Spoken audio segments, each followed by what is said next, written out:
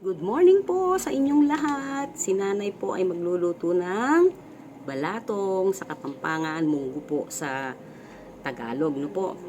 Ang ituturo ko naman po sa inyo ngayon ay kung paano po mapapadali ang paghihimay po ng dahon ng malunggay.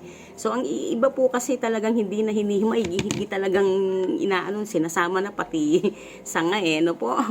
Pero may mas madali pong paraan kung paano po ninyo mapapadali ang inyo pong paghihimay. Example po ito, no po, isa pong siyang ganyan.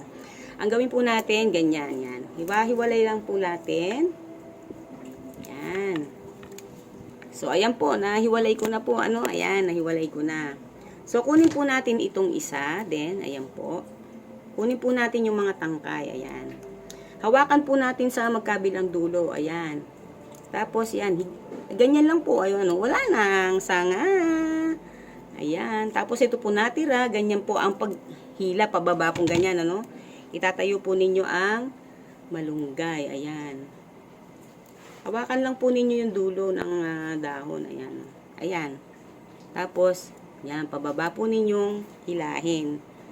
Ayan, pababa po. Ayan, wala na po siyang sanga. Hindi na po magkakasanga yung mga ninyo. Ayan, gaya po niya. Ayan. Hawakan po ninyo magkabilang dulo. And then, yan. O, diba? Ang dali ng trabaho, diba? Salamat po.